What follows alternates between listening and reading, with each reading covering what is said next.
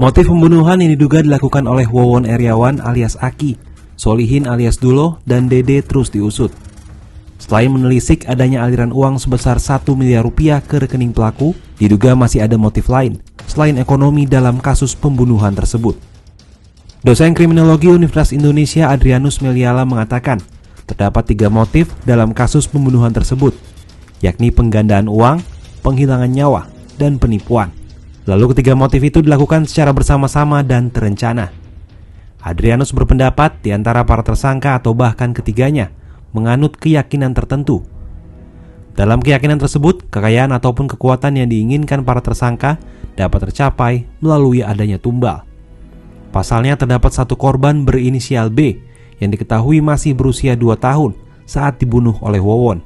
Korban anak-anak, ini menurut saya hanya konteks tumbal lah yang bisa menjelaskan mengenai mengapa ada anak-anak menjadi tumbal.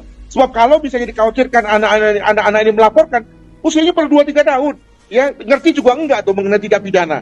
Bahkan lahir pun belum kelihatannya. Nah, maka hanya penjelasan bahwa dia hanyalah sebagai tumbal yang bisa menjelaskan mengenai mengapa ada anak-anak yang kemudian menjadi korban pembunuhan juga.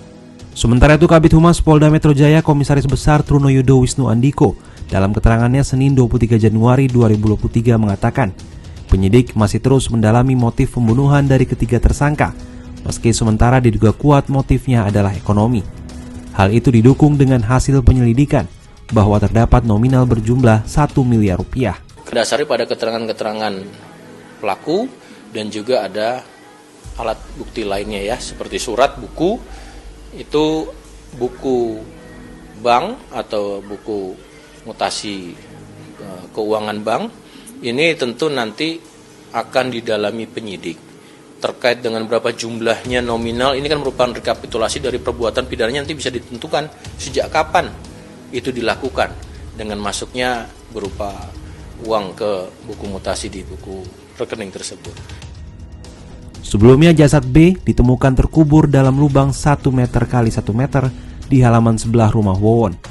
Pihak keluarga maupun tetangga sekitar tidak mengetahuinya, lantaran Wawon mengaku hendak membuat saluran air atau tangki septik saat membuat lubang tersebut.